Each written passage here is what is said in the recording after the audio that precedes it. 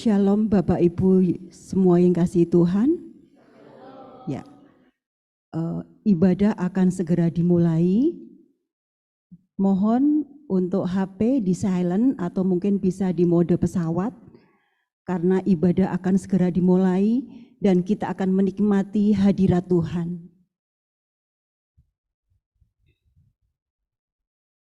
Sebelumnya kita akan bersaat teduh, kita akan menikmati hadirat Tuhan, kita akan merasakan kasih Tuhan, kita akan mengucap syukur. Mari Bapak Ibu, kita akan mengucap syukur bersama-sama. Bersatu dalam doa.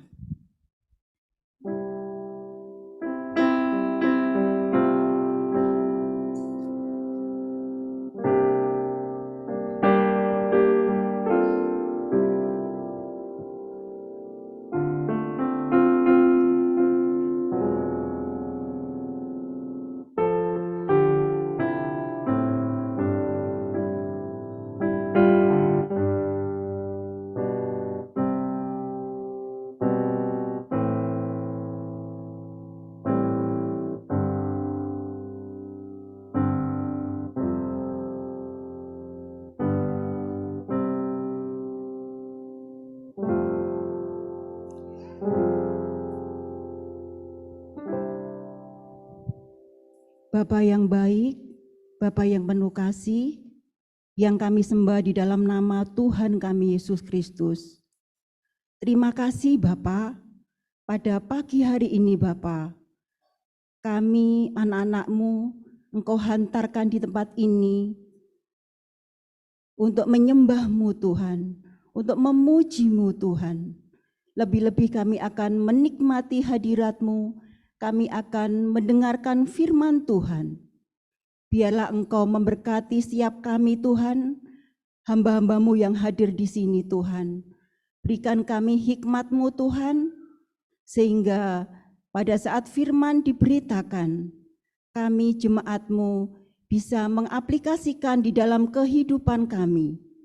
Sehingga dimanapun berada Tuhan, jemaat-Mu GKRI Misi Aletheia boleh menjadi terang dan menjadi saluran berkat. Terima kasih Bapakku, kami berdoa Bapa untuk siap para penata layan yang melayani Engkau hari ini. Engkau melayakkan kami, mengkuduskan kami, menyucikan kami. Baik hamba-Mu yang akan menyampaikan firman-Mu, WL Singer, pemain musik, kolektan, terima tamu, juga doa pembuka. Biarlah Engkau sucikan, kuduskan kami Tuhan, sehingga pada saat melayani Engkau melayakkan kami Tuhan. Terima kasih Tuhan, kami serahkan Tuhan ibadah hari ini dari awal, pertengahan hingga selesainya hanya di dalam satu nama Tuhan kami Yesus Kristus. Amin.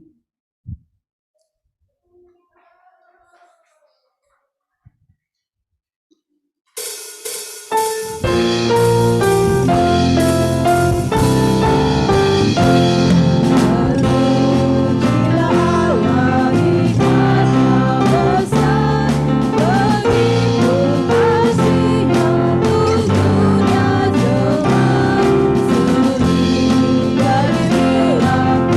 tanya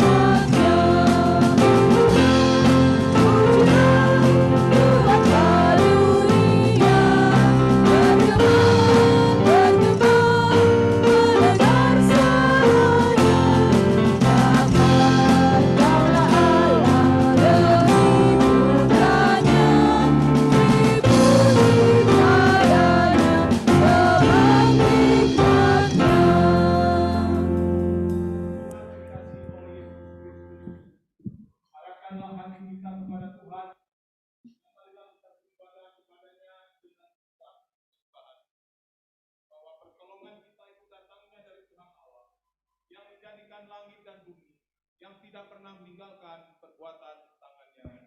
Anugerah dan damai sejahtera dari Allah Bapa dan dari Tuhan kita Yesus Kristus, dan oleh pertolongan Roh Kudus, menyertai ibadah kita di minggu pagi hari yang penuh dengan berkat yang daripada Tuhan. Amin.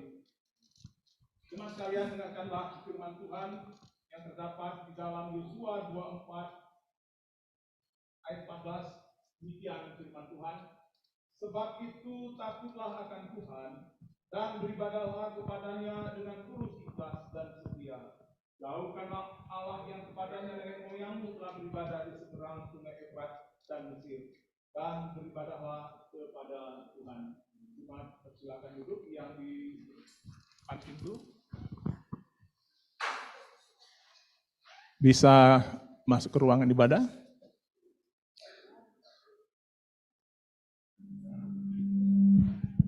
Ya mari anak-anak ya, anak-anakku yang tercantik, yang terganteng di seluruh dunia ya.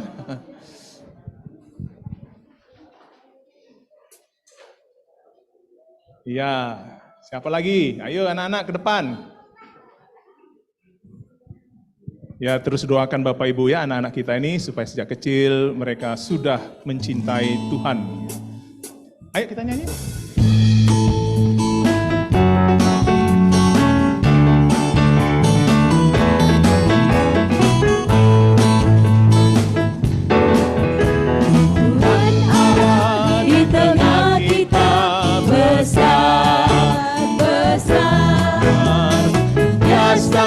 Dan girangkan dengan sukacita. Dia mengasihi dan bersuka karena kita. Tuhan Allah di tengah kita besar, besar, besar.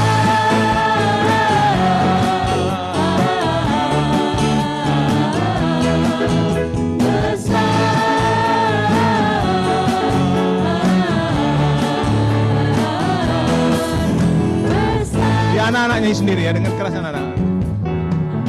Tuhan Allah di tengah kita besar, besar, kesenangan dan dirangkan dengan sukacita. Dia mengasihi dan bersuka karena kita. Tuhan Allah di tengah kita sama-sama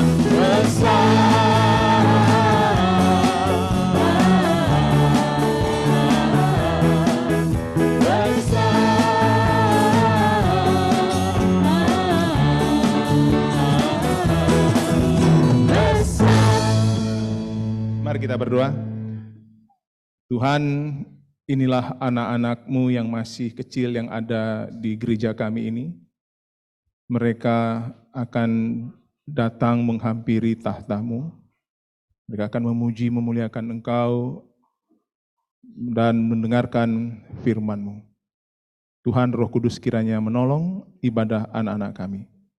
Dan mereka boleh menikmati sukacita yang daripada Tuhan. Dan mereka boleh bersekutu, mereka boleh bersama-sama menaikkan keagungan Tuhan Yesus yang telah menjadi Tuhan dan Juru Selamat anak-anak. Berkati ibadah mereka, berkati guru-guru yang mendampingi mereka. Dalam Yesus Tuhan, berkatilah anak-anak-Mu yang beribadah pada pagi hari ini. Amin.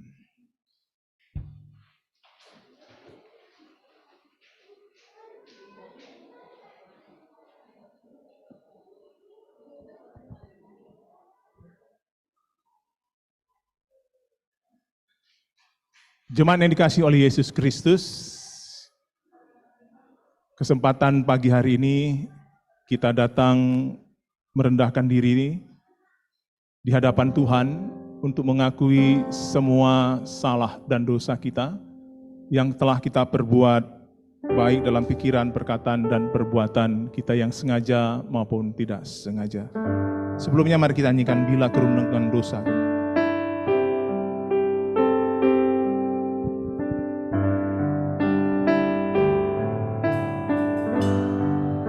bila ku renungkan.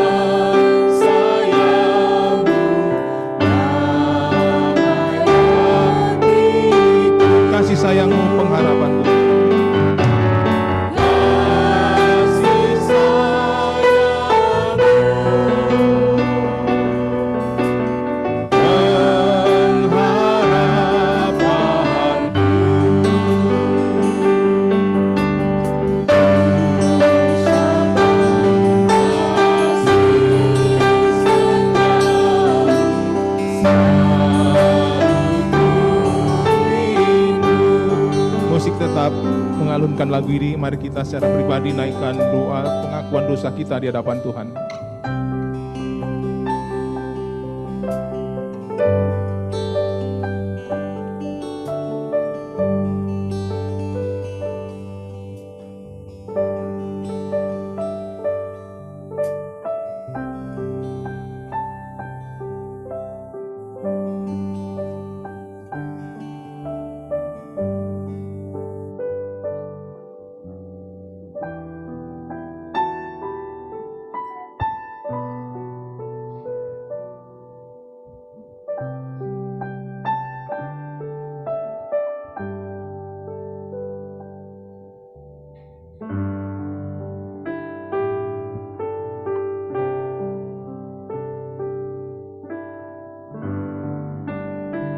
Bapa di surga, Engkau sudah mendengarkan pengakuan dosa dari umat-Mu pagi hari ini. Kiranya Engkau Tuhan memberikan anugerah pengampunan kepada kami, membersihkan segala dosa kami. Tuhan, tolong ajar kami kembali, supaya kami ketika dicobai oleh godaan-godaan dunia dan dosa, anugerah-Mu itu menolong kami untuk tetap bisa hidup yang Engkau kehendaki ya Tuhan. Terus perbarui hidup kami ya Tuhan, dan pakailah hidup kami untuk menjadi alat yang kudus di tangan Tuhan, supaya melalui kehidupan kami ini, banyak orang boleh melihat Kristus yang hidup di dalam kehidupan kami ini ya Tuhan. Sekali lagi Tuhan, ampuni salah dosa kami yang kami berbuat sengaja maupun tidak. Terima kasih untuk anugerah pengampunan Tuhan yang masih Engkau anugerahkan kepada kami. Terpujilah Yesus Tuhan kami. Amin. Kepada setiap orang yang telah mengaku dosa dan bertobat, berdasarkan kasih karunia Allah dalam Tuhan kita Yesus Kristus, mari kita dengarkan berita pengampunan dosa yang terambil dari Mazmur 103 ayat 12 sampai 14. Demikian tertulis, sejauh timur dari barat, demikian dijauhkannya daripada kita pelanggaran kita. Seperti Bapa sayang kepada anak-anaknya, demikian Tuhan sayang kepada orang-orang yang takut akan Dia. Sebab Dia sendiri tahu apa kita, Dia ingat bahwa kita ini debu. Saya undang jemaat bangkit berdiri. Mari kita berdiri untuk mendengarkan petunjuk hidup baru, sebagaimana yang tertulis dalam Yehezkiel 11 ayat 19 sampai 20 dengan kita membaca bersama-sama. Aku akan memberikan mereka hati yang lain dan roh yang baru di dalam batin mereka. Juga aku akan menjauhkan dari tubuh mereka hati yang keras dan memberikan mereka hati yang taat, supaya mereka hidup menurut segala ketetapanku dan peraturan-peraturanku dengan setia. Maka mereka akan menjadi umatku dan aku akan menjadi Allah mereka. Roh Kudus kiranya yang menolong kita mewujudkan kemuliaan Allah dalam seluruh hidup dan kesaksian kita di dunia ini. Dipersilakan duduk. Kita akan mengagung-agungkan Tuhan melalui puji-pujian kita.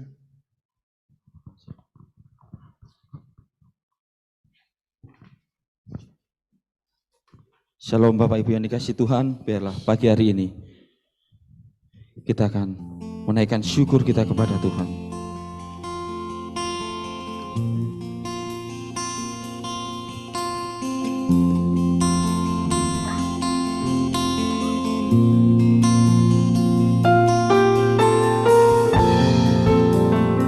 Lebih dari segalanya,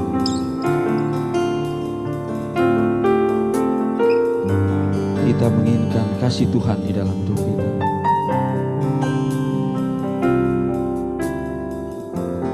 Aba Bapa, Aba Bapa.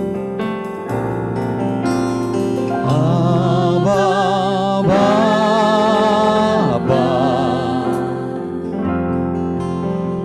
Aba Bapa,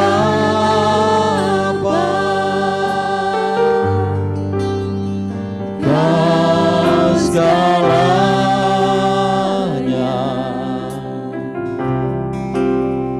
bagiku.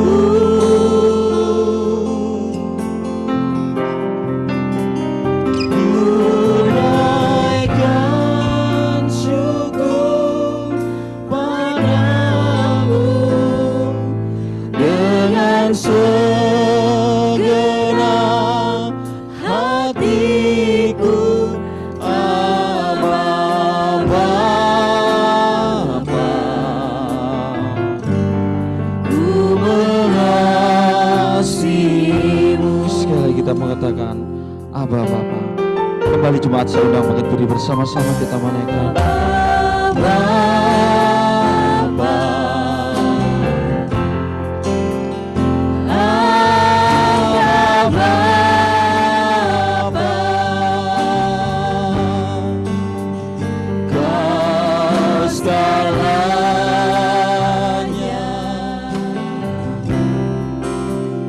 bagiku.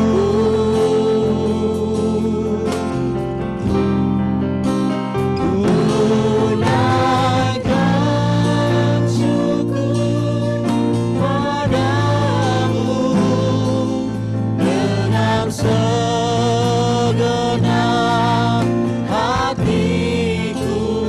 Aba Bapa,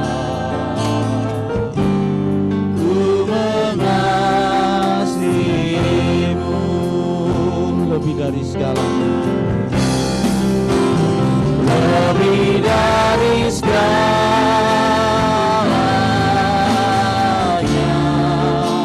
Ku inginkan Tuhan, emas, perak dan permata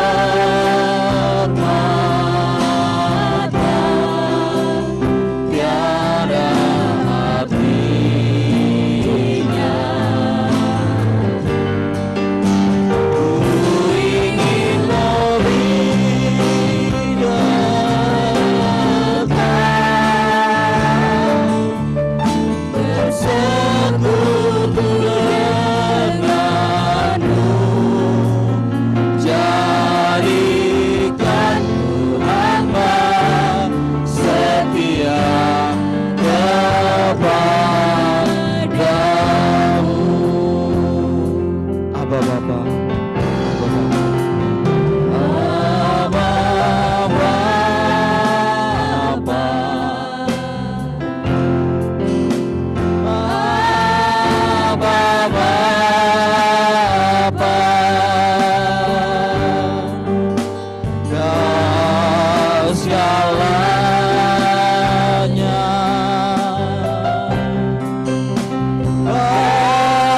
bagiku.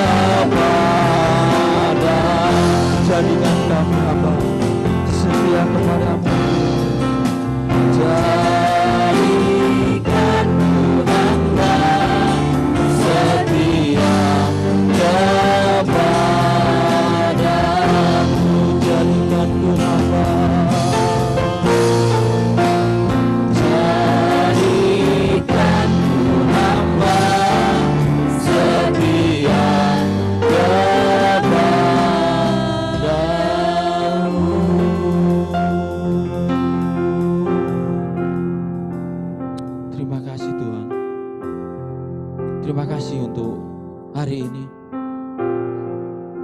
Terima kasih untuk kami bisa melalui bulan Februari. Terima kasih untuk keluarga kami, Tuhan.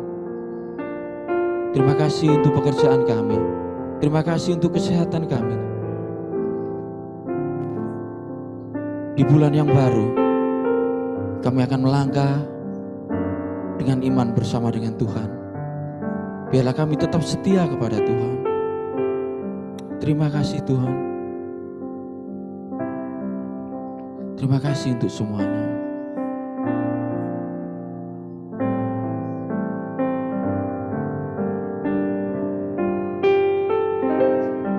Haleluya.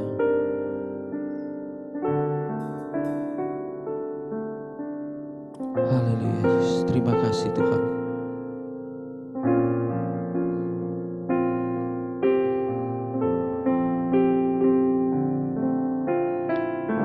Lebih dari segalanya Tuhan, kami menginginkan Engkau dalam hidup kami.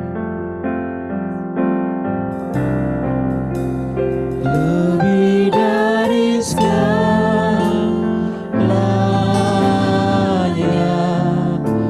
ku ingin Kau Tuhan,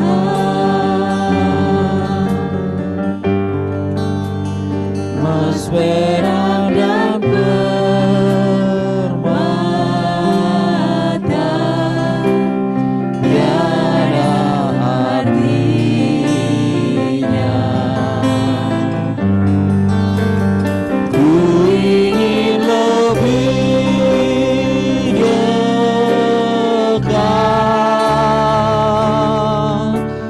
bersekutu denganmu, jadikanku hamba setia dekat.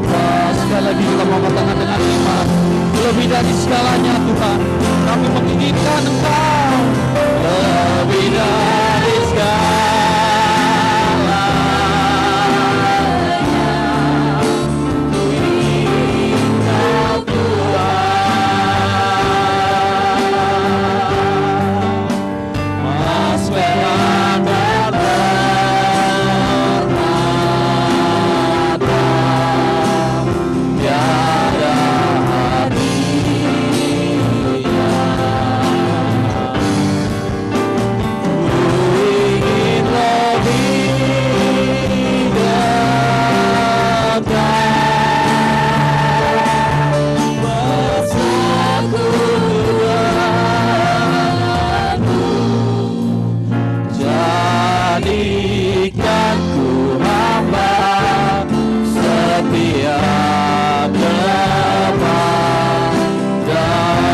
jadikanku hamba Tuhan,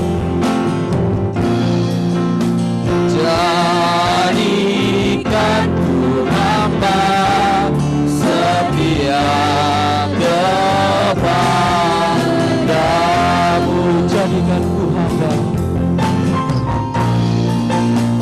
jadikanku hamba setia kepadamu. Terima kasih Tuhan. Pagi ini kami mau bersorak-sorai, kami mau memuji Tuhan. Haleluya. Amin. Sekali lagi shalom. Shalom. Berikan salam kanan kiri. Selamat datang buat Pak Agung yang sudah lama bersama dengan putra-putrinya. Wah, berikan salam senyuman. Tetap berdiri ya. Kita mau masuk hadirat Tuhan. Haleluya. Mari bertepuk tangan bersama-sama. Kita mau berdoa, enggak apa-apa.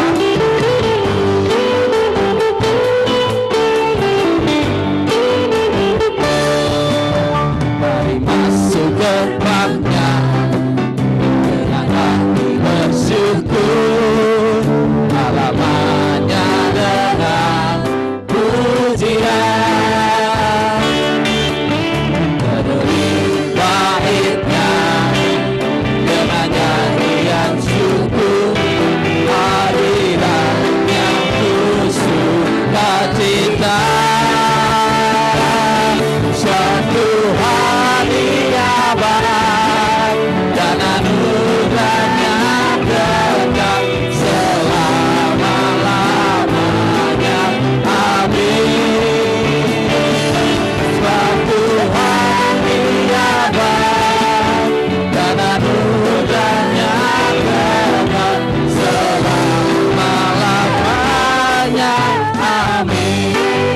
Haleluya.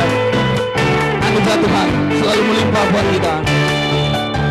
Mari masuk ke bangga dengan hati bersyukur, hanya dengan pujian, menerima hikmat dengan nyanyian syukur.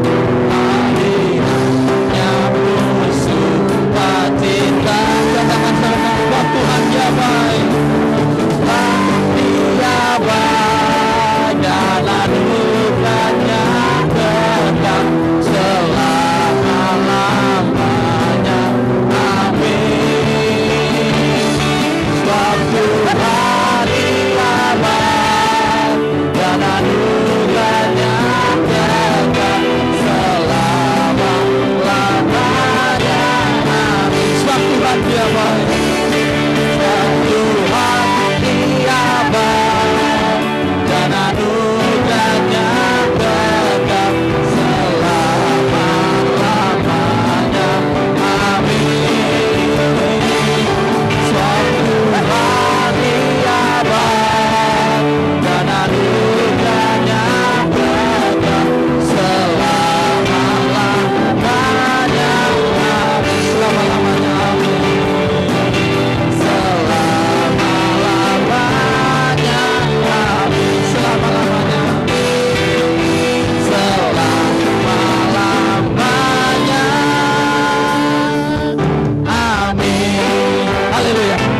Sahabat, silakan duduk Bapak Ibu yang dikasih Tuhan. Kita akan bermazmur buat Tuhan.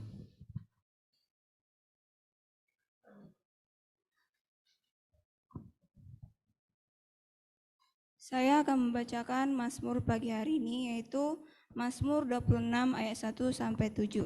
Demikian firman Tuhan. Doa mohon dibenarkan oleh Tuhan. Dari Daud, ya Tuhan, berilah keadilan kepadaku, sebab aku telah hidup tanpa celah.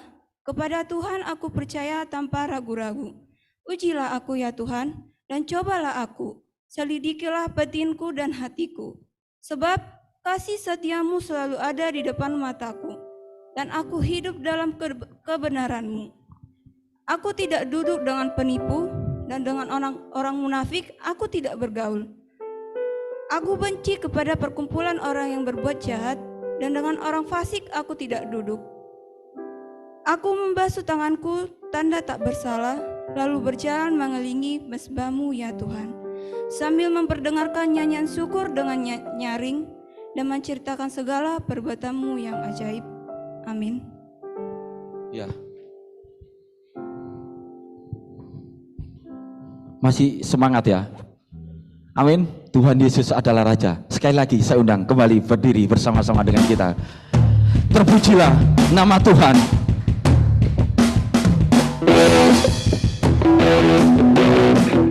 Mari.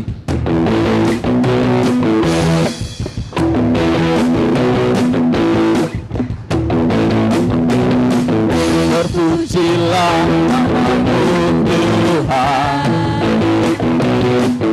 Agar dan kemuliaan, satu suara kami nyatakan, kebesaran-Mu kekal selamanya. Terpujilah nama-Mu Tuhan. Terpujilah nama-Mu Tuhan. Ajaib dan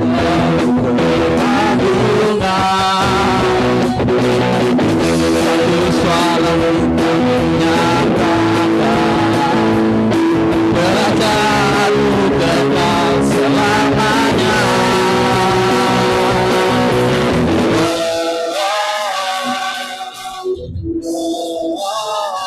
Engkau-lah Raja atas dunia, yang mengaturkan musuh dan membebaskan jiwa dari dosa.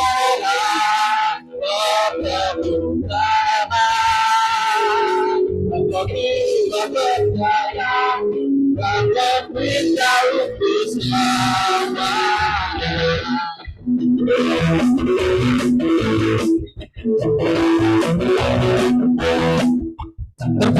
namamu. Terpujilah namamu Tuhan. Kuat dan penuh kemuliaan. Satu suara kami nyatakan, kebesaran-Mu kekal selamanya. Terpujilah namamu Tuhan. Ajaib dan penuh keagungan. Satu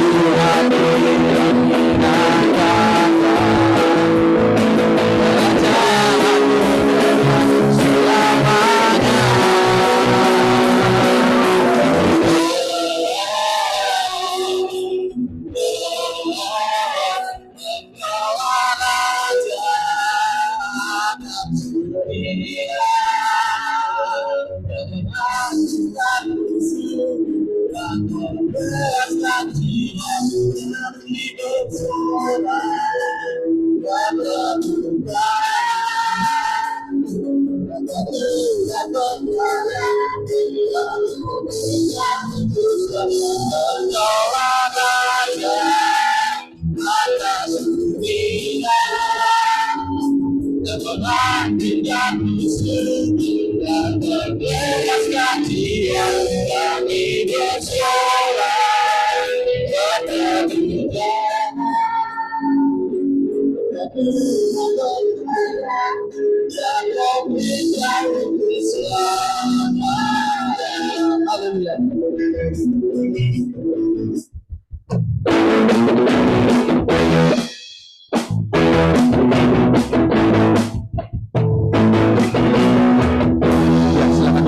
Dikasih Tuhan, kita akan mendengarkan firman Tuhan. Biarlah firman itu yang akan menuntun kita di dalam kita menjalani bulan yang baru ini.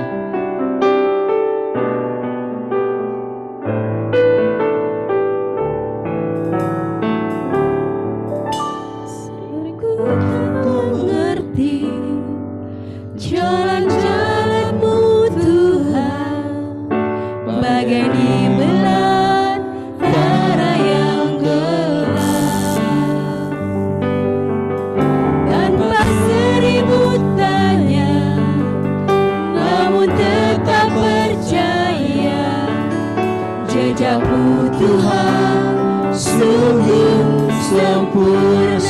tak mengerti, sering ku tak mengerti jalan-jalan-Mu Tuhan, bagai di belantara yang gelap.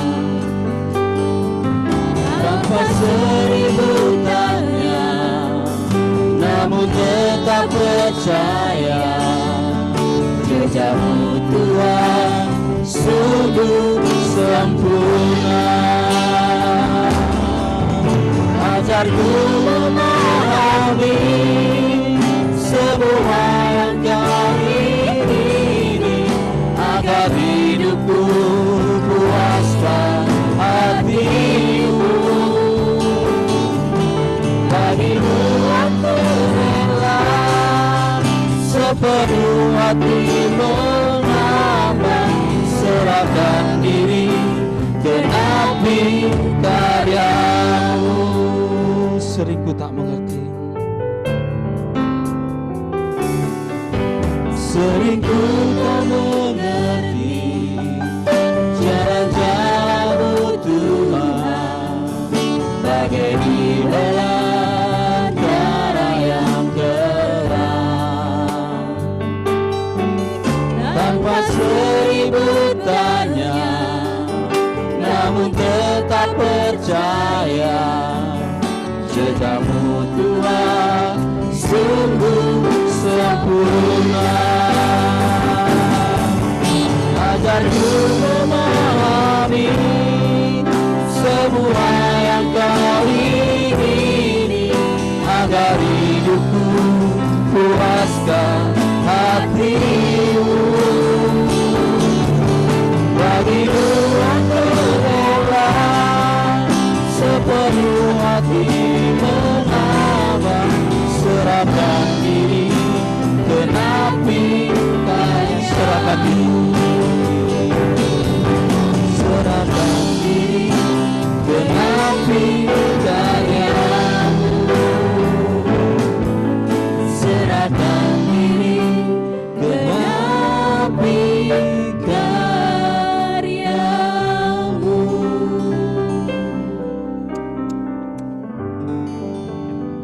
Mari sama-sama kita berdoa. Bapak yang ada di surga, kami bersyukur sekali lagi ya Tuhan, pada hari Minggu ini Tuhan telah kumpulkan kami bersama-sama untuk beribadah.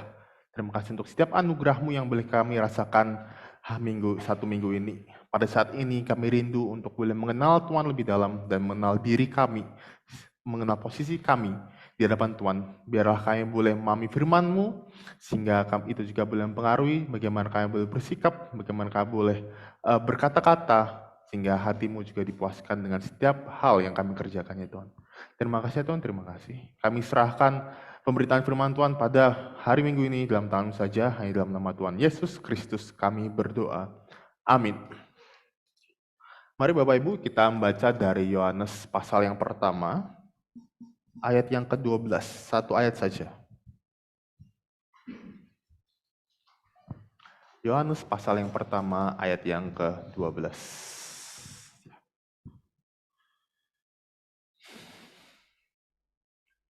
Di bawah judul perikop firman yang telah menjadi manusia ya. 1, 2, 3. Tetapi semua orang yang menerimanya berinya kuasa supaya menjadi anak-anak Allah, yaitu mereka yang percaya dalam namanya. Sabda Tuhan kami mendengarkan.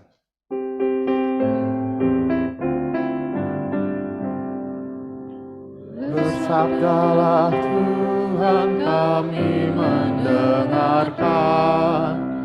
Bersabdalah Tuhan kami mendengarkan. Kuatkanlah kami dan hiburlah kami. Kuatkanlah kami dan hiburlah kami.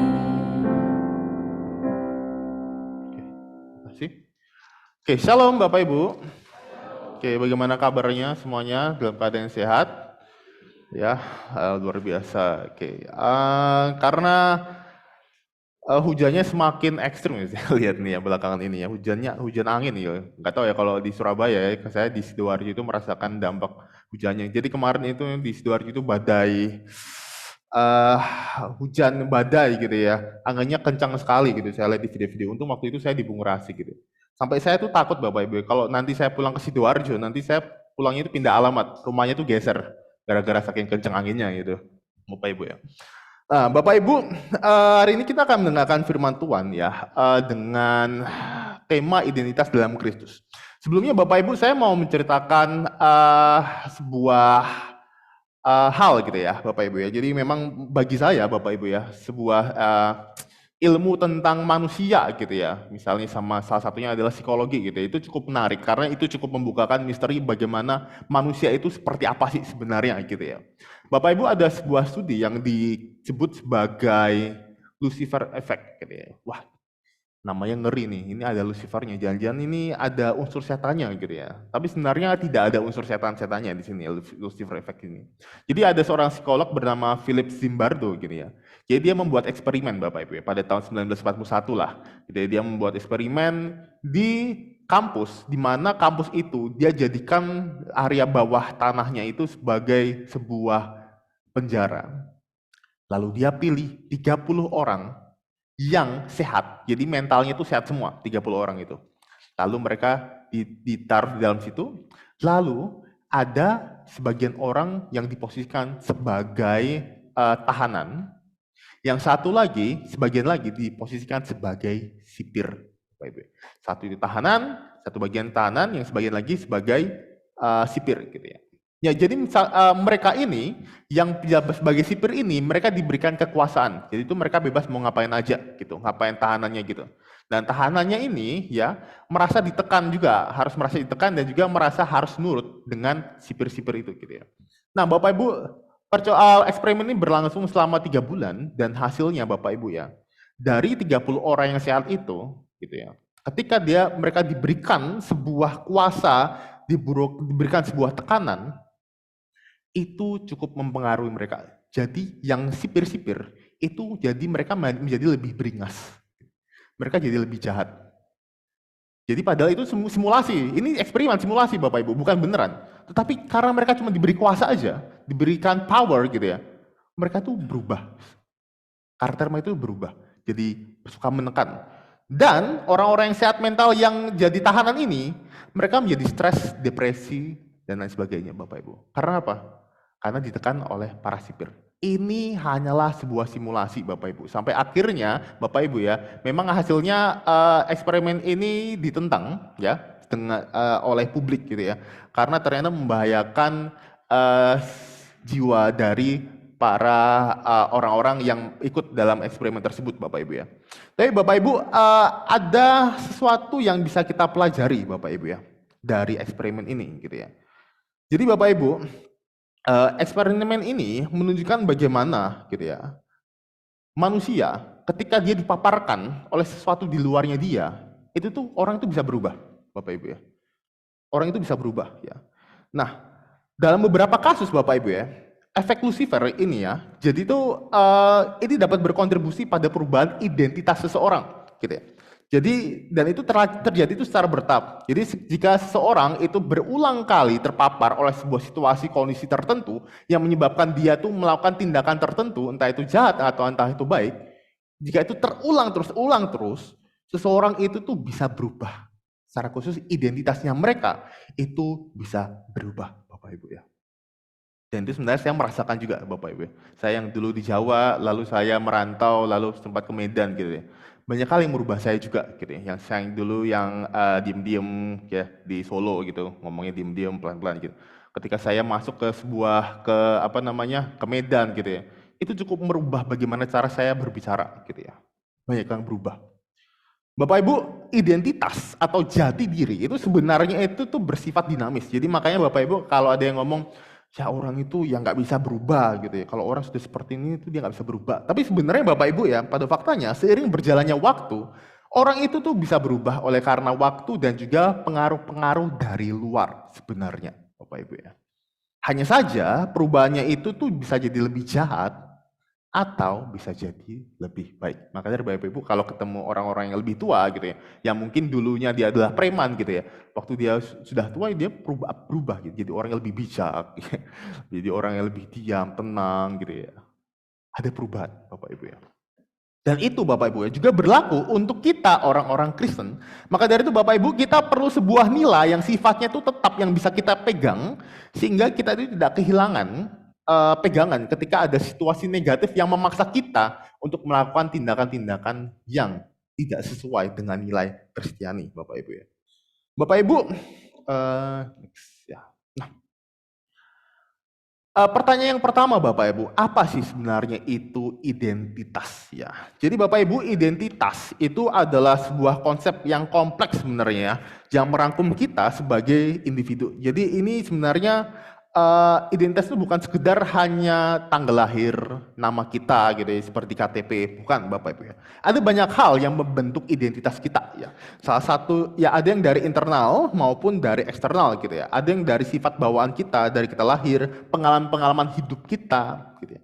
Ada nilai-nilai kita, keyakinan kita yang termasuknya itu adalah iman kita gitu ya. Bagaimana iman kita itu juga menjadi salah satu bagian dari identitas kita.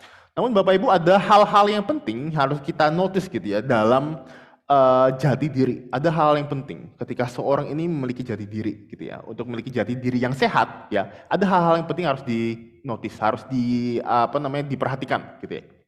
Yang pertama, seorang itu harus merasa dikasihi gitu ya. Dalam keluarga yang membentuk sebuah identitas, dia itu harus merasa dikasihi gitu ya. Lalu dia juga harus memiliki rasa berarti atau memiliki tujuan. Seseorang yang tidak memiliki tujuan, dia akan merasa terombang-ambing gitu ya. Merasa terombang-ambing. Lalu dia juga harus merasakan rasa aman, Bapak Ibu ya.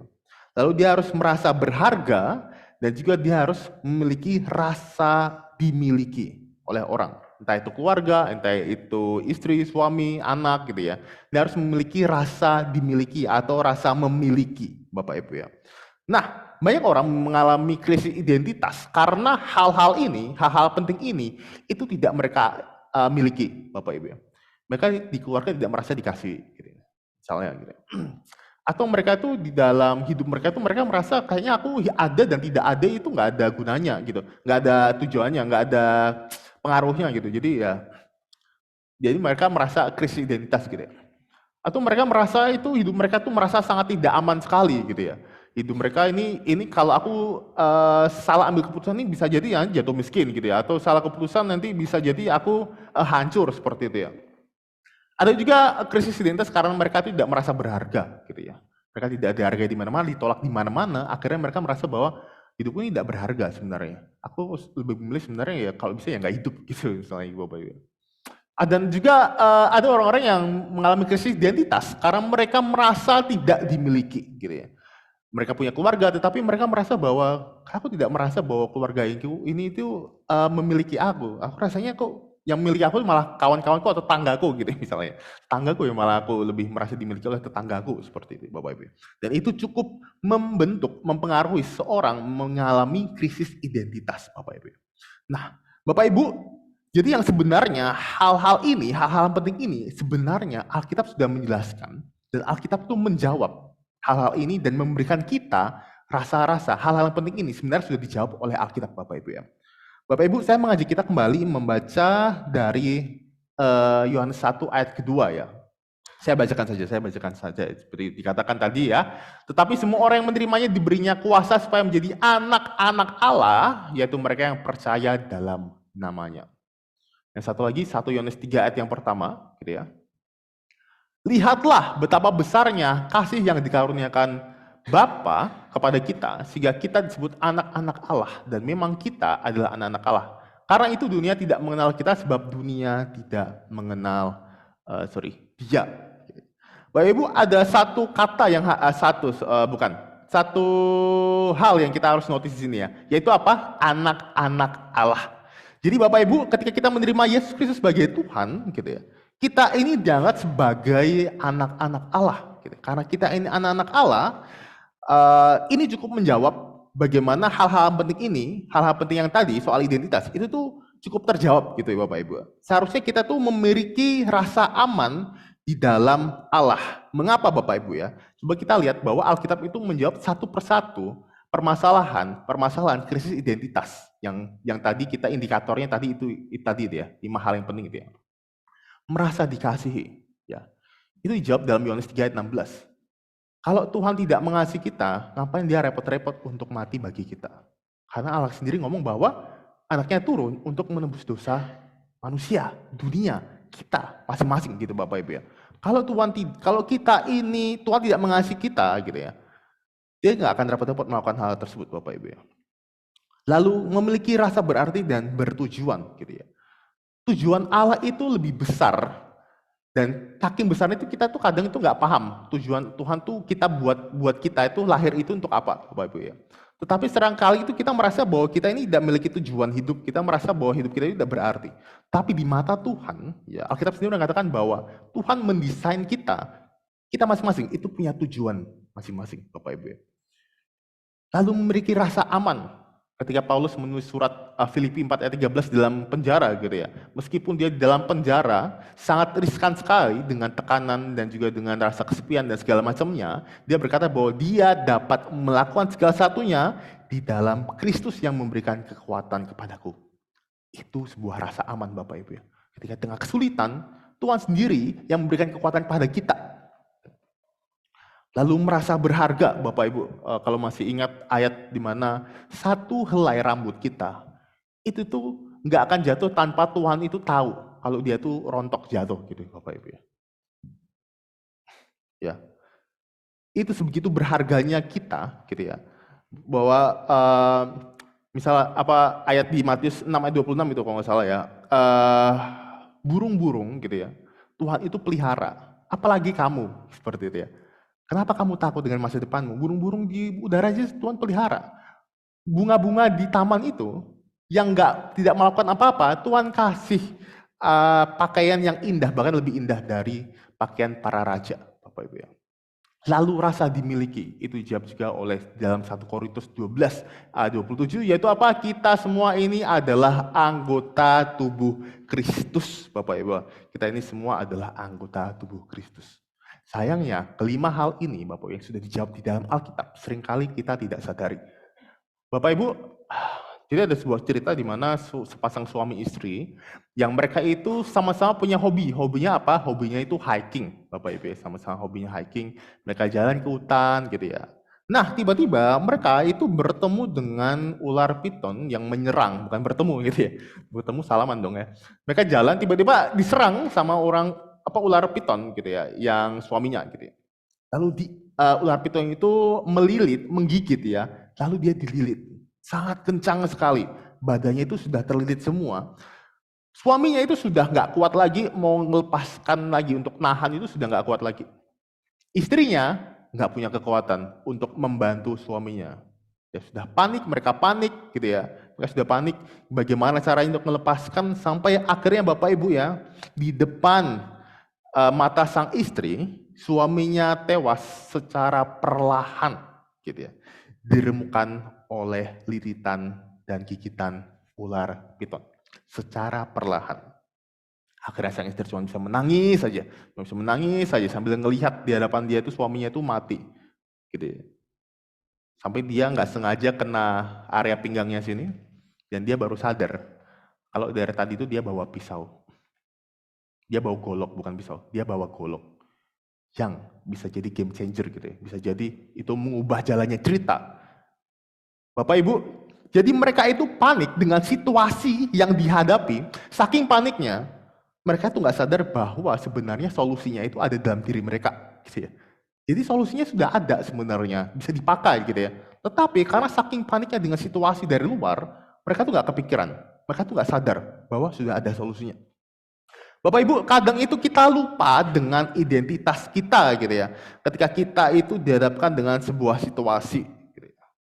Seorang anak disabilitas gitu ya, di atas kursi roda, dibully oleh teman-temannya, dan dia merasa tidak berharga, Bapak Ibu ya. Tetapi dia lupa kalau saking berharganya dia, Tuhan tuh sampai mau mati bagi dia, Bapak Ibu. Seorang bapak yang memikirkan keluarganya karena masalah finansial gitu ya, mencoba mencari jalan keluar, bagaimana caranya supaya bisa menghidupi anak-anak saya, istri saya gitu ya. Memutuskan untuk menjadi pencuri motor gitu ya. Dia tidak berdoa, dia mengambil keputusan sendiri gitu ya. Lalu seorang kakek pensiunan gitu ya, yang merasa bahwa sudah tidak memiliki tujuan hidup lagi. Ya, saya sudah gak kerja, saya nggak ada tujuan hidup lagi, saya kayak gini saya lebih baik melalang buana atau mati aja lah. Gitu ya. Tidak sadar bahwa Tuhan itu punya tujuan yang lebih besar daripada sekedar bekerja, Bapak Ibu.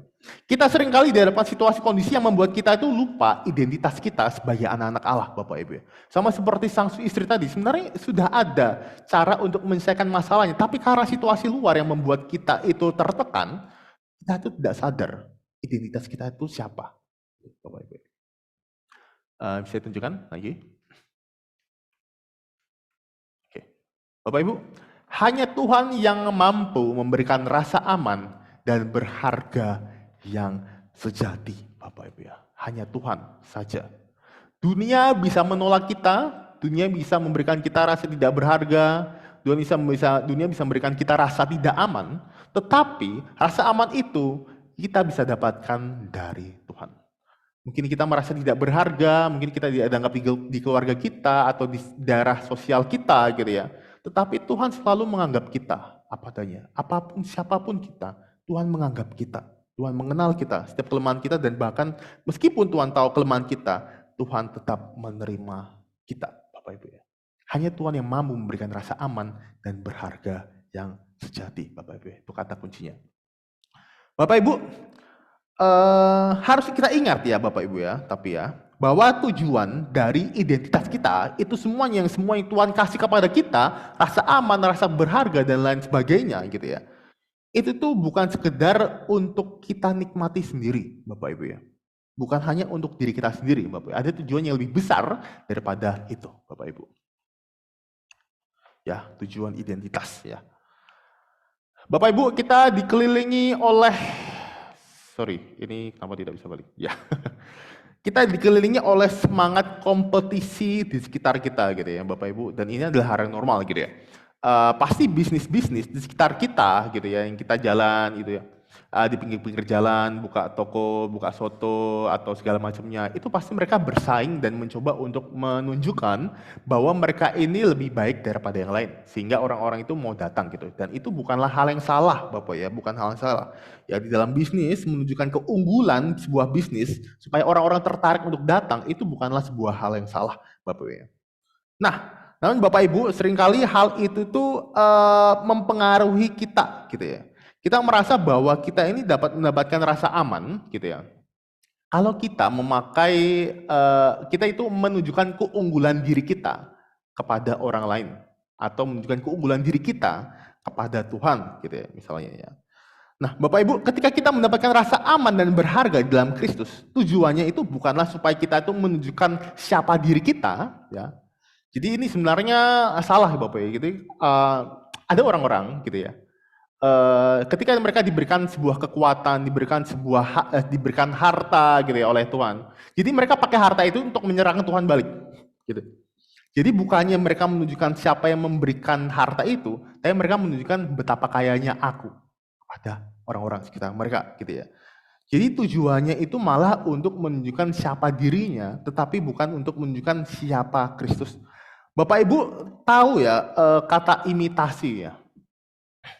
Imitasi ya, itu berasal dari kata imitatio Christi. Ini ada sebuah buku gitu ya. Bukunya sudah lama atau mungkin abad 15-an gitu ya. Jadi dia bernama imitatio Christi gitu ya. Imitatio itu dari kata akar kata dari kata imitasi yang artinya itu adalah meniru atau tiruan. Jadi sebenarnya Bapak Ibu ya, menurut buku ini, kita ini itu adalah imitatio Christi. Kita adalah tiruan Kristus. Seperti dalam jemaat mula-mula disebut sebagai Kristen, maka disebut sebagai Kristen kecil. Itu adalah sebuah ejekan Bapak Ibu ya. Kristen kecil, atau mereka adalah orang-orang yang meniru cara hidup Kristus. Nah, jadi otomatis kita ini adalah tiruan. Karena kita ini tiruan, berarti kita ini sebenarnya sedang menunjukkan bahwa yang asli itu tuh ada di sana. Saya ini hanya tiruan. Kamu mau tahu bagaimana siapa yang saya tiru? Yang saya tiru adalah seperti ini, Bapak Ibu. Jadi tujuan kita menjadi peniru itu adalah untuk menunjukkan yang asli itu seperti apa. Bukan membanggakan diri kita yang hanyalah imitasi. Kitanya hanya tiruan Bapak Ibu ya, nggak lebih dari itu Bapak Ibu ya. Nah, jadi yang sebenarnya kita besarkan itu bukan kita yang adalah tiruan, tapi justru yang kita besarkan adalah yang asli, yaitu siapa? Yaitu Kristus sendiri. Bapak Ibu tahu ya ayat yang bicara soal bagaimana kita ini harus menjadi terang gitu ya. Jadi sebenarnya terang yang sejati itu bukan kita, sebenarnya kita ini terang-terang yang kecil. Saya menggambarkannya sebagai ilustrasi adalah lilin. Gitu.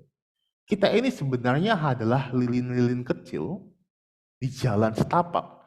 Yang sebenarnya kita ini tujuan kita ada ini sebenarnya hanya untuk menunjukkan kemana sumber dari terang itu ada. Jadi kita itu bukan terang itu, kita dapat percikan terang itu, tapi kita itu bukan terang itu. Asal dari terang itu adalah di tengah itu. Dan tugas kita adalah sebenarnya menunjukkan terang itu, sumber dari terang itu di mana. Sehingga setiap orang itu bisa mengambil bagian untuk menjadi terang, Bapak Ibu ya. Sehingga semakin terang dunia gitu ya, dunia yang gelap ini semakin terang gitu ya. Jadi bukan untuk menunjukkan diri kita siapa, tapi justru menunjukkan orang, kamu mau seperti aku enggak? Ayo ikut ini. Kenapa aku bisa seperti ini? Bisa merasakan damai, bisa merasakan aman, karena aku mengikuti Kristus. Ini aslinya, aku hanyalah tiruan, Bapak Ibu ya. Bapak Ibu, kadang-kadang itu kita itu memiliki kebanggaan sendiri gitu ya. Terhadap diri sendiri, mungkin orang tua kita gitu ya, atau anak-anak kita ya. Sehingga kita ingin selalu mengumbar-umbar cerita gitu ya. Sehingga semua orang itu, kalau bisa semua orang itu tahu kalau anak saya itu sukses, hebat gitu ya Bapak Ibu ya. Cuman saya juga sering introspeksi sih, saya juga kadang bragging ya. Bragging itu tuh ngomong itu membual, ngomong soal sesuatu yang saya misalnya sesuatu yang pernah saya achieve gitu ya, saya dapatkan gitu. Saya membual, wah saya gini gitu. Tapi saya lalu berhenti dan introspeksi diri gitu ya. Tujuan dari pernyataan saya itu apa ya? Untuk apa ya saya ngomong seperti itu ya? Apakah dengan mengatakan hal ini, nama Tuhan itu dipermuliakan? Atau sebenarnya itu saya sedang mengintimidasi orang-orang yang saya ceritakan untuk menunjukkan bahwa saya itu lebih superior, keluarga saya itu lebih superior dari keluarga kalian. Gitu. Atau saya mengatakan hal ini karena sebenarnya itu saya sedang merasa tidak aman, dan cara untuk membuat saya merasa aman adalah dengan menyombongkan diri saya. Bapak Ibu, kita ada cerita di mana ada sepasang orang tua ya, ngobrol dengan orang tua yang lain gitu ya, ngobrol-ngobrol, lalu orang tua lainnya ngomong, iya anak saya umur segini tuh sudah bisa A, sudah bisa B, sudah bisa C gitu ya. Lalu akhirnya sepasang orang tua ini di waktu ngobrol itu ya fine-fine aja gitu ya. Tapi waktu pulang, mereka mulai membanding-bandingkan anak mereka gitu ya. Kok anak kita kok umur segini kok belum bisa A, belum bisa B, belum bisa C ya. Kok gini ya anak kita ya gitu. Itu mempengaruhi kebahagiaan mereka ya. Mereka membandingkan anak mereka gitu. Sampai akhirnya ada di masa anak mereka ini menunjukkan potensi di akademik yang lebih dari rata-rata anak seumuran dia gitu ya. Lebih dari yang lain. Ketika anak ini bertumbuh dan punya banyak prestasi, kedua orang tua ini memutuskan untuk tidak melakukan hal yang sama. Mereka pernah di posisi di mana mereka merasa anak mereka itu tidak sehebat anak yang lain gitu ya. Tapi ketika anak mereka sudah menunjukkan prestasi yang luar biasa, mereka memilih kalau tidak ditanya, kalau tidak penting, tidak dipakai untuk menginspirasi siapapun, saya tidak akan menceritakan prestasi saya ke orang-orang lain. Karena mereka tidak ingin hal yang terjadi pada mereka terjadi kepada orang tua yang lain. Bapak Ibu coba bayangkan lah, misalnya ada orang tua yang ngomong, nih anak saya ini sudah 5 tahun kuliah, 3 tahun kuliah S1 selesai, lalu sudah 2 tahun selesai S2 loh. Bagaimana perasaan orang tua yang anaknya itu S1 tuh 5 tahun belum selesai. Padahal Bapak Ibu ya, setiap orang itu punya prosesnya, punya pergumulannya masing-masing gitu ya, yang kita nggak tahu gitu.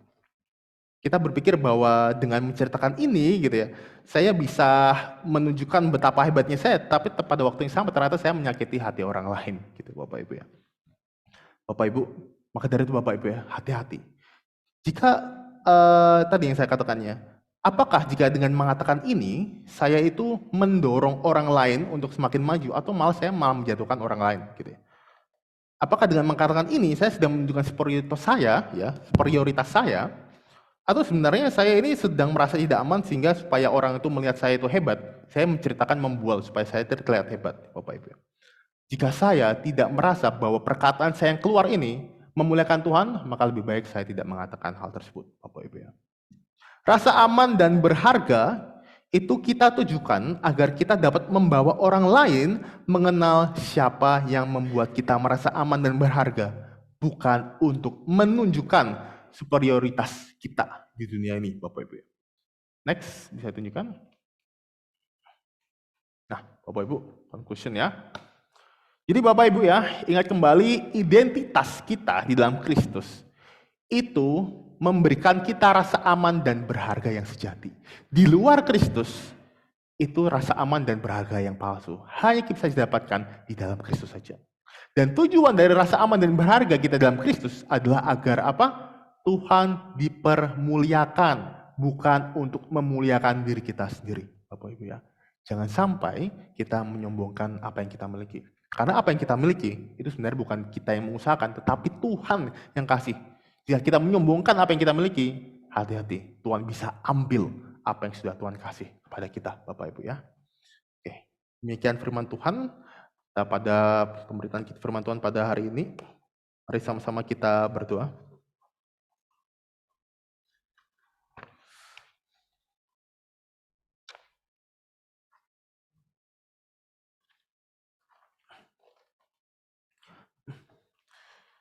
Bapa yang di surga, kami bersyukur untuk pemberitaan firman Tuhan yang boleh disampaikan pada hari ini.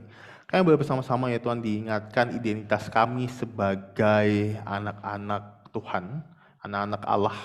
Biarlah setiap perkataan, perbuatan kami itu benar-benar menggambarkan siapa Kristus yang sejati. Sehingga setiap orang yang melihat kami dapat ikut memuliakan nama Tuhan. Tuhan, pada hari ini juga kami ingin menaikkan beberapa pokok doa kami, secara khusus untuk Richard yang sekarang ini sedang sakit, Bapak Ibu. Ya Bapak, kami berdoa supaya kiranya Richard boleh terus dipulihkan dengan keadaannya sekarang ini, biar Tuhan sendiri yang boleh pakai makanan dan minuman untuk memulihkan Richard. Kami juga berdoa untuk Bapak Ayub juga yang sedang dalam pemulihan juga, biar Tuhan yang terus sertai, Tuhan berikan kekuatan, sehingga Bapak Ayub juga boleh terus semakin baik keadaannya dan dapat terus menjalankan aktivitasnya sehari-hari juga dengan baik, Bapak. Ya Tuhan. Bapak yang surga, kami juga berdoa ya Tuhan untuk pengajuan dana ke pemerintah daerah untuk sarana prasarana gereja. Kiranya Tuhan turut campur tangan supaya dana yang dibutuhkan boleh Tuhan sendiri yang cukupkan, supaya kiranya juga ada setiap kebutuhan di gereja-gereja di Sidoarjo juga dapat disalurkan dengan benar, biar ada kejujuran, transparansi, dan supaya berkat ini juga benar-benar dapat membantu setiap gereja di Sidoarjo untuk terus berkembang dan juga menjadi terang di Sidoarjo ya Tuhan. Kami juga berdoa ya Tuhan untuk jemaat dalam menjalani masa prapaskah. Kami berdoa untuk setiap persiapan gereja, supaya kiranya setiap rangkaian ibadah Paskah itu boleh kami benar-benar ikuti, kami benar-benar boleh imani, dan kami boleh benar-benar menikmati dan mengingat bagaimana Tuhan sendiri sudah mau mati bagi kami. Biar ini juga boleh menjadi salah satu momen di mana kami mengingat kembali kasih Tuhan kepada kami yang begitu besar, sampai Kau sendiri mau mati bagi kami. Tuhan sendiri yang sertai untuk setiap persiapan, untuk setiap panitia maupun setiap pelayan Tuhan, Tuhan sertai sehingga mereka boleh melakukan segalanya untuk kemuliaan nama Tuhan saja. Kami juga berdoa untuk Pak Yosep yang hari ini berulang tahun, biar Tuhan terus sertai keluarganya, setiap pekerjaan yang dikerjakan, berikan kesehatan, dia juga untuk setiap pergumulan yang sedang dihadapi. Kami percaya Tuhan yang boleh menjawab setiap hal yang sedang digumuli sekarang ini ya Tuhan. Kami berdoa hanya dalam nama Tuhan Yesus yang sudah mengajarkan kami berdoa. Bapa kami yang di surga, dikuduskanlah namamu, datanglah kerajaanmu, jadilah kehendak-Mu di bumi seperti di surga. Berikanlah kami pada hari ini makanan kami yang secukupnya, dan ampunilah kami akan kesalahan kami, seperti kami juga mengampuni orang yang bersalah pada kami. Dan janganlah membawa kami dalam pencobaan, tapi lepaskanlah kami daripada yang jahat. Karena Engkau yang punya kerajaan dan kuasa dan kemuliaan sampai selama-lamanya. Amin.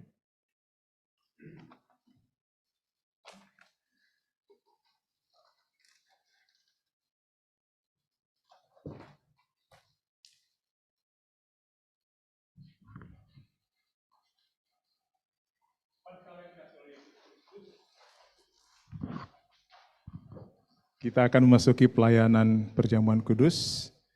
Sebelum perjamuan kudus itu dilaksanakan, kita mendengarkan bahwa dalam ibadah setiap minggu, setiap bulan dari gereja kita mengadakan perjamuan kudus. Perjamuan kudus itu adalah kita merayakan karya Tuhan, merayakan karya Tuhan di atas kayu salib. Tuhan sendiri yang menetapkan dan Dia mengundang kita datang sebagai orang yang berdosa, yang telah ditebus dan hidup dalam pertobatan. Kita harus mentaati undangannya itu untuk masuk di dalam perjamuannya yang kudus. Perjamuan kudus ini diperuntukkan bagi yang telah percaya bahwa Yesus adalah Tuhan dan Juru Selamat, dan yang telah dibaptis atau CD, dan tidak di bawah penggembalaan khusus. Itu artinya dia membunuh, atau dia berzina, atau dia kawin-mawin begitu ya, dan seterusnya. Dan kami juga sebagai gereja menyambut dengan penuh sukacita Bapak Ibu yang bukan anggota gereja kami, tapi yang bersedia hadir menerima pelayanan perjamuan kudus Tuhan bersama kami pada pagi hari ini. Jemaat yang dikasihi oleh Yesus Kristus, mengapa kita menerima perjamuan kudus ini? Mengapa kita mentaati undangan Tuhan untuk masuk dalam perjamuan kudus? Yang sangat penting dan untuk kita ingat adalah untuk kita mengenang Yesus yang mati di atas kayu salib, yang telah datang untuk menebus kita. Perjamuan kudus adalah Tuhan yang tetapkan dan perintahkan, tujuannya supaya kita terus memahami dan mengakui dalam hidup iman kita karya dan pengorbanannya yang telah membebaskan kita dari kutuk dosa dan murka Allah. Perjamuan kudus Bapak Ibu Saudara sekalian untuk meyakinkan kita dari keraguan akan pengampunannya dengan menyentuh kita dengan kenyataan yang nyata bahwa Dia adalah firman yang telah menjadi manusia, datang ke dunia untuk menebus dan menyelamatkan dosa kita. Tujuan perjamuan kudus menerima dari Kristus makanan yang memberi sukacita. Oleh sebab itu ketika kita masuk dalam perjamuan kudus, kita merayakan karena jiwa kita telah dibeli di atas kayu salib sehingga kita menikmati persekutuan dengannya. Oleh karena itu dengarkanlah ketetapan dan perintah Tuhan di dalam Matius 26 ayat 26 sampai 28. Ketika mereka sedang makan, Yesus mengambil roti, mengucap syukur, memecahkannya, lalu memberikannya kepada murid-muridnya. Ambillah, makanlah, inilah tubuhku. Kemudian ia mengambil cawan, mengucap syukur, lalu memberikan kepada mereka dan berkata, minumlah kamu yang ditumpahkan, minumlah darahku, darah perjanjian, yang ditumpahkan bagi banyak orang untuk pengampunan dosa kita. Mari kita berdoa. Dalam hikmat-Mu Engkau menjadikan segala sesuatu dan menopang segala sesuatu dengan kuasa-Mu. Engkau membentuk kami menurut gambar-Mu dan menempatkan kami ke dunia ini mengasihi dan melayani-Mu dan hidup dalam damai dengan seluruh ciptaan-Mu. Ketika kami memberontak melawan Engkau, Engkau tetap tidak pernah menolak kami. Ketika kami tidak percaya kepadamu, Engkau tidak pernah menolak kami yang tidak percaya kepadamu. Ketika kami tidak mengakui Engkau sebagai milikmu, Engkau tetap menerima kami sebagai anak-anak-Mu. Engkau mengutus para nabi-Mu untuk memanggil kami ke jalan-Mu ya Tuhan. Engkau ya Allah kami dalam waktu yang Engkau tetapkan dan karena kasih-Mu yang besar kepada dunia ini, telah mengutus anak-Mu yang tunggal menjadi sama dengan kami, untuk menebus dan menyembuhkan kami dari kehancuran dan kerusakan dosa. Kami memuji Engkau ya Tuhan melalui perjamuan kudus ini. Perjamuan ini merupakan tanda kasih-Mu kepada gereja-Mu, kepada kami semua. Kami bersuka cita bahwa di dalam Yesus penebus itu telah datang dan akan datang lagi, yang membuat kami segalanya baru, dan kami akan menikmati perjamuan kudus kekal di sorga nantinya. Dalam nama Yesus kami berdoa. Amin.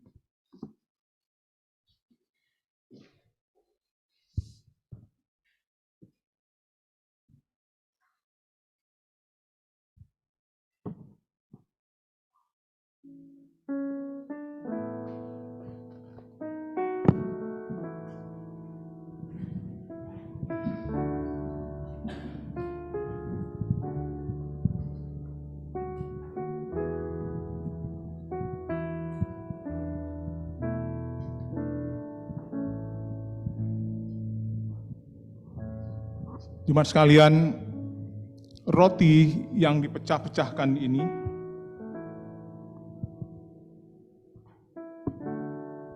dan anggur yang dituang ini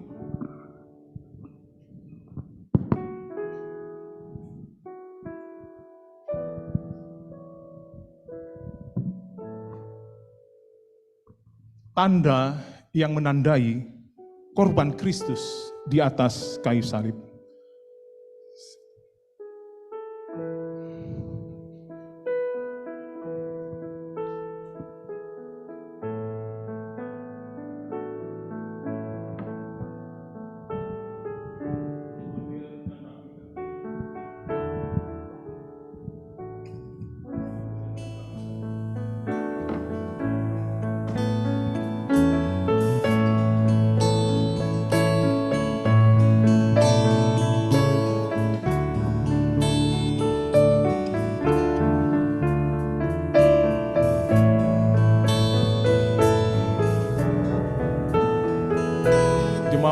minumlah roti dan anggur dalam imanmu kepada Kristus sebagai tanda yang menandai bahwa engkau dan saya telah ditebus oleh Kristus.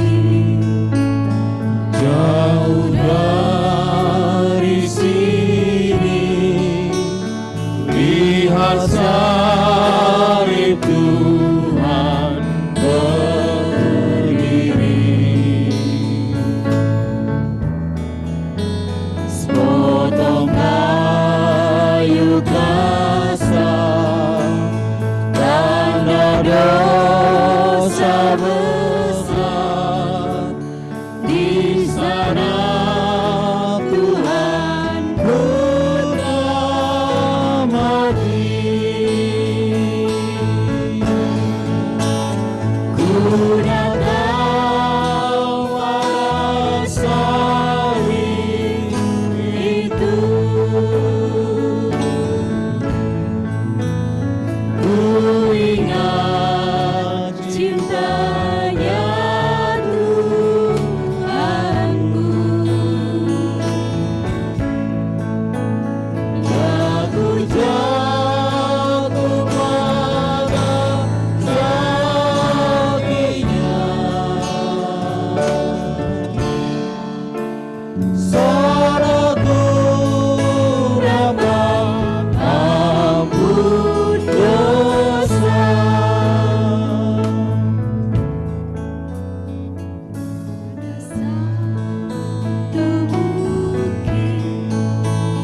Jauh dari sini, lihat salib Tuhan berdiri. Sepotong kayu kasar, tanda dosa besar. Di sana Tuhan juga mati. Ku datang pada salib Itu ku ingat cintanya Tuhanku. ya ku jatuh pada kakinya, saudaraku dapat ampun dosa. Kita bangkit berdiri semua. Yang di bawah masih ada? Semua sudah ya? Oke.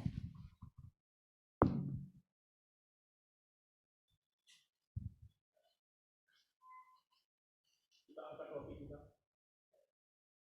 Roti di tangan saudara adalah lambang tubuh Kristus. Amin. Ingat dan percayalah bahwa tubuh Tuhan kita telah dipecah-pecahkan untuk penebusan dan pengampunan dosa kita yang sempurna. Makanlah di dalam nama Tuhan kita Yesus.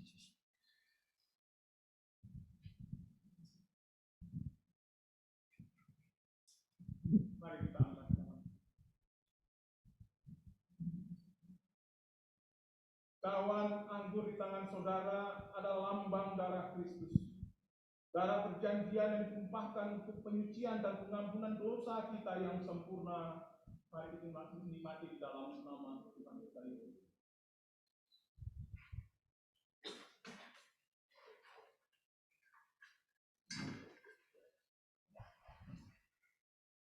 Mari kita pujikan, kami memuji kebesaran. Kami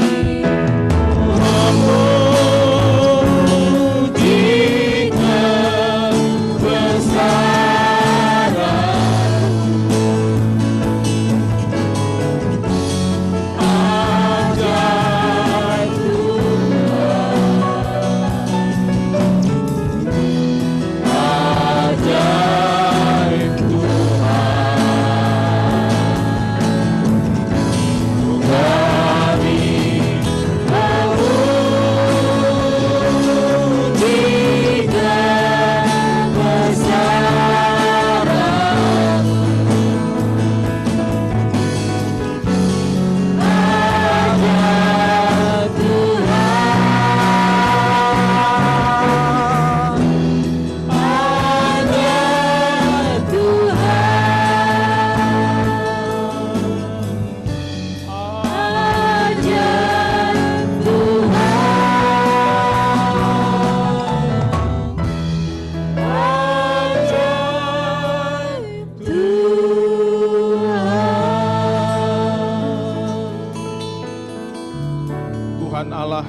Maha Pemurah, Pengasih, dan Penyayang. Engkau telah menjadikan satu dengan seluruh umat-Mu di sorga dan di bumi.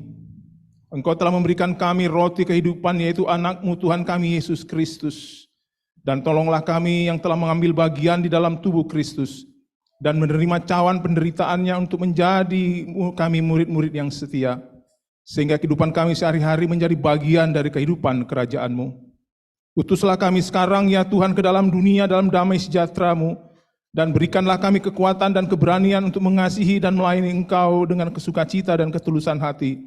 Melalui Kristus Tuhan kami berdoa.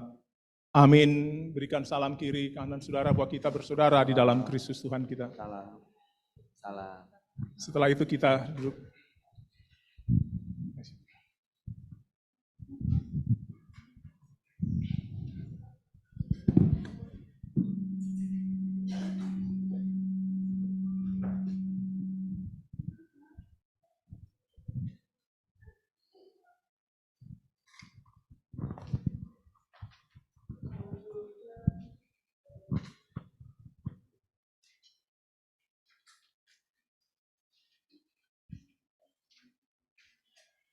Baik, Bapak Ibu Saudara yang kasih Tuhan, sebelum persembahan akan diedarkan, saya akan membacakan firman Tuhan yang untuk mendasari persembahan pada pagi hari ini. Terambil dari Amsal pasal 3 ayatnya yang ke-9 sampai dengan yang ke-10. Muliakanlah Tuhan dengan hartamu dan dengan hasil pertama dari segala penghasilanmu. Maka lumbung-lumbungmu akan diisi penuh sampai melimpah-limpah, dan bejana pemerahanmu akan meluap dengan air buah anggurnya. Mari mohon dengan kasih petugas kolektan untuk mengedarkan.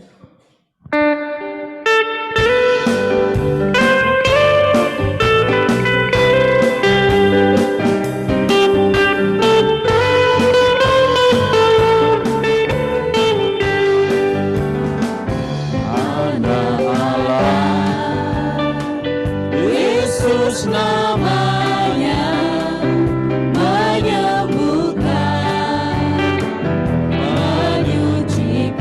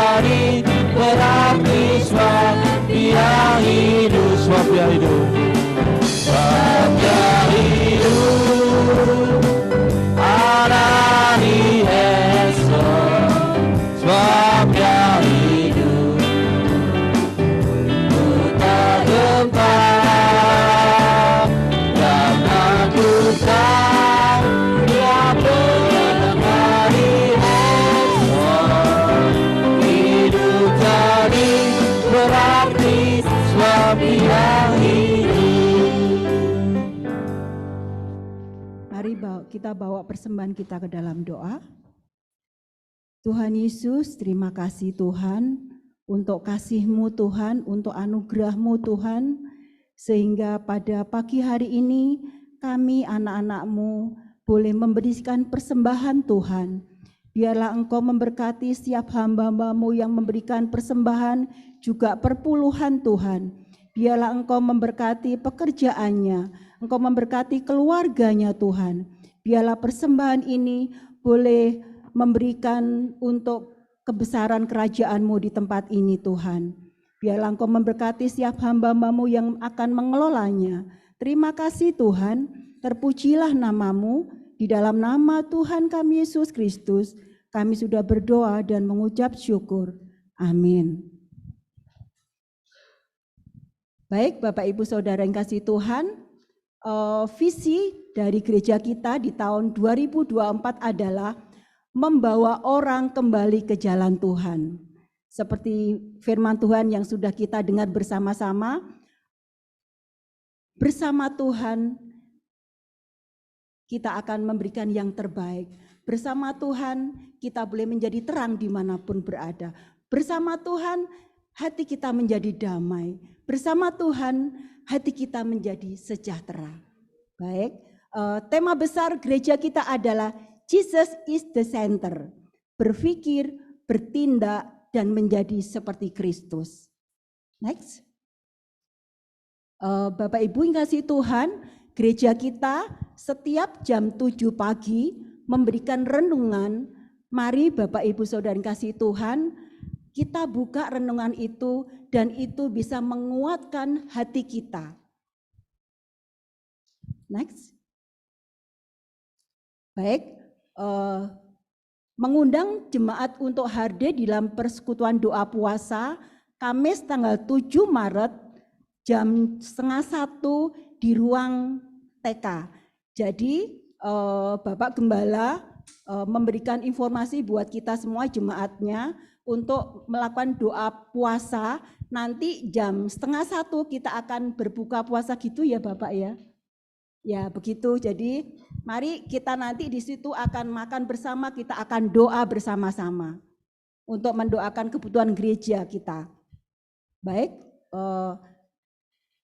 ya untuk rangkaian ibadah di Paskah ini adalah yang pertama ibadah Kamis Putih yang akan dilakukan tanggal 28 Maret jam 19 waktu Indonesia bagian Barat.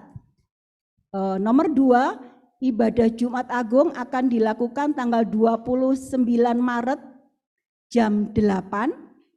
Yang ketiga, ibadah Sabtu Sunyi akan dilakukan tanggal 30 Maret jam 5:30 pakai Zoom. Untuk selanjutnya, perayaan Paskah kita akan lakukan di tanggal 31 Maret jam 8. Next. Selamat ulang tahun bagi Bapak Yosef Brojo yang akan lahir tanggal sekarang ini ya, tanggal 3 Maret, mohon maaf. Gembala sidang dan majelis dan jemaat mengucapkan selamat ulang tahun, kiranya Tuhan Yesus memberkati baik pekerjaannya baik keluarganya. Baik, itu informasi dari gereja yang bisa saya sampaikan.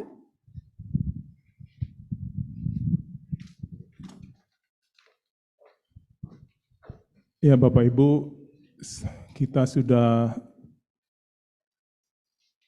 tetapkan bahwa setiap bulan itu di minggu pertama, gereja akan mengadakan doa dan puasa. Tujuan utama puasa kita itu adalah untuk kita merendahkan diri di hadapan Tuhan, kemudian untuk menyatakan rasa kasih kita yang mendalam kepada Tuhan Yesus, dan juga untuk menjadikan tubuh lebih disiplin dari keinginan dunia.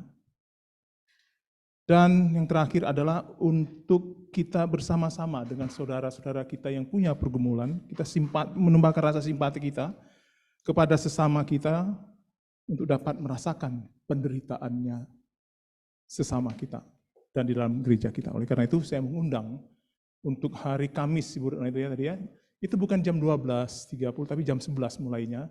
tapi selesainya itu jam 12.30, seperti begitu. Saya mengundang semua Bapak Ibu ya untuk menghadirinya, karena kita tanpa Tuhan tidak bisa berbuat apa-apa. Kita datang merendahkan diri, mohon pertolongannya yang ajaib itu. Ya Bapak Ibu, ini beberapa minggu terlupakan terus ya. Kita kembali lagi kepada pelajaran dasar iman Kristen yang paling sederhana. Nomor 35 nanti Bapak Ibu menjawabnya. Bagaimanakah orang dapat tahu bahwa Yesus hidup kembali? Silakan. Mayatnya tidak ada di dalam kubur. Dalam 40 hari, murid-muridnya sering melihat dia hidup. Waktu ia bicara kepada mereka dan waktu ia makin bersama mereka. Kamu mencari Yesus orang Nazaret yang disalibkan itu. Ia telah bangkit, ia tidak ada di sini. Lihatlah, inilah tempat mereka membaringkan dia.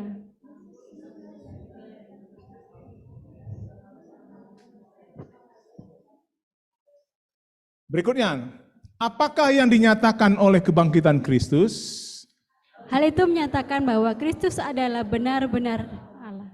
Menurut Roh Kekudusan dinyatakan olehnya. Dan dari antara orang mati bahwa dialah anak Allah yang berkuasa. Kebangkitan itu juga menyatakan bahwa kematian Kristus benar-benar setimpal dengan hukuman dan seturut dengan kesetiaan Allah. Yesus yang telah diserahkan karena pelanggaran kita dan dibangkitkan untuk pembenaran kita. Kiranya dua pertanyaan ini sungguh menjiwai pikiran dan hati kita di dalam menjalani kehidupan iman percaya kita kepada Kristus. Saya undang kita bangkit berdiri Bapak Ibu Saudara sekalian, bersama dengan segenap orang percaya di segala tempat dan zaman kita mengakui iman rasuli kita.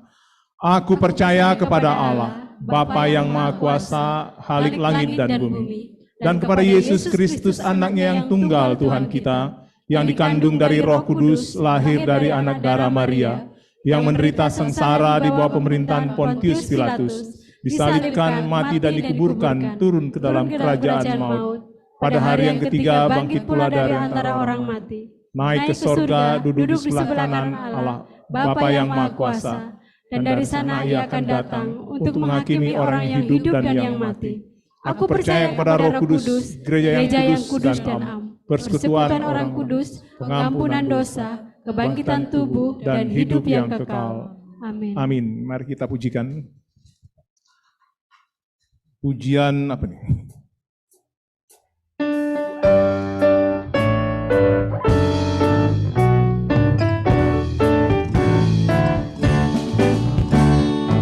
Ikuti Kau saja Tuhan, jalan damai bagiku. Aku selamat dan sentosa hanya oleh darah-Mu. Aku ingin ikuti Kau dan mengabdi padamu. Dalam Engkau Juru Selamat, ku bahagia penuh. Ikuti Kau di sengsara. Ikuti Kau di sengsara, karena janji-Mu teguh. Atas kuasa kegelapan, ku menang bersama-Mu. Aku ingin ikuti Kau dan mengabdi padamu. Dalam Engkau Juru Selamat, ku bahagia penuh. Ayat ketiganya, ikut dan menyangkal. Ikut dan menyangkal diri, aku buang yang fana. Hanya ku padamu, kepadamu berserah. Aku ingin ikuti Kau dan mengabdi padamu. Dalam Engkau Juru Selamat, ku bahagia penuh. Kita kembalikan segala pujian, hormat, keagungan, kemuliaan kepada Allah Tritunggal kita, doksologi.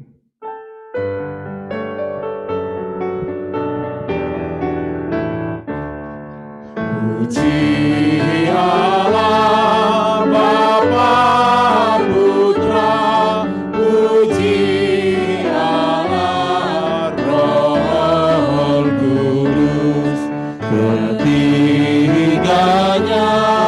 yang esa. Pohon selamat sumber berkah.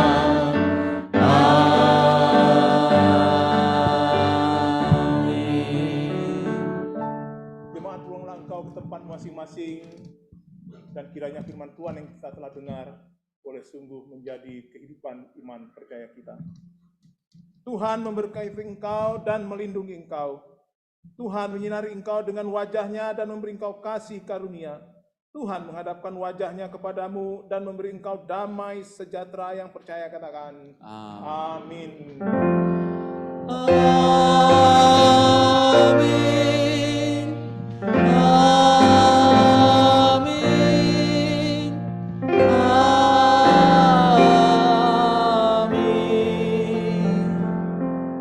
Kita tetap berdiri.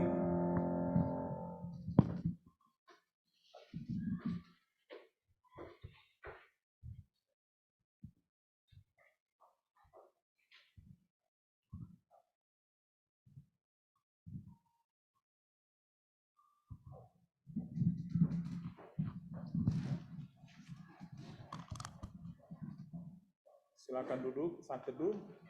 Setelah itu kita akan berkelompok, ya, berdoa dan minta dipimpin nanti oleh majelis dan juga diakan.